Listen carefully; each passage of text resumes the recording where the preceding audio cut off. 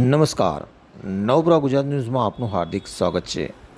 Operation સિંધુની સફળતા નિમિત્તે તિરંગા યાત્રા બાદ હવે સિંધુ રેલીનું આયોજન કરવામાં આવી રહ્યું છે।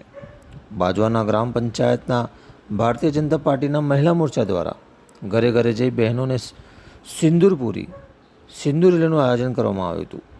સુહાગ અખંડ રહે તેના માટે બાજવા ગ્રામ પંચાયતની આજુબાજુની બહેનો અને ભાજપના મહિલા મોરચા દ્વારા પ્રમુખ દ્વારા રેલીનું આયોજન કરવામાં આવ્યું હતું।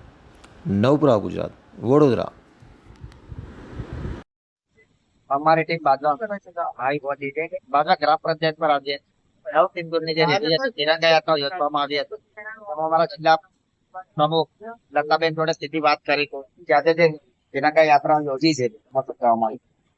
આજે વિશ્વભરની અંદર ગુજરાતની અંદર નરેન્દ્રભાઈએ જે પ્રકાર મૂક્યો છે પાકિસ્તાન મુર્દાબાદ, એ નિમિત્તે આજે અમે બહેનોને સિંદૂર પૂરીને ઘેરે ઘેર સિંદૂર પૂરીને એમનો સોહાગ ઉજ્જવળ રહે એ માટે આજે અમે સોહાગનું આજે કાર્યક્રમ રાખ્યો। તિરંગા યાત્રા કાઢી ગ્રામ પંચાયત બાજવા ખાતેથી આખા ગ્રામ પંચાયત ફરી અને ઘેરે ઘેર સિંદૂર બહેનોને સોહાગનું પૂરી અને આપણે એક પ્રકાર બતાવ્યો છે મોદી સાહેબનો કે મોદી સાહેબે જે આપણને ઓપરેશન સિંધુનો કાર્યક્રમ કરવાનો આપ્યો એ કાર્યક્રમ આજે જિલ્લાનો બાજવા ખાતે પંચાયત ખાતે અમે કર્યો છે અને પાછો ફરી પૂર્ણ થઈને ફરી બાજવાએ પ્રસ્થાન કર્યો છે।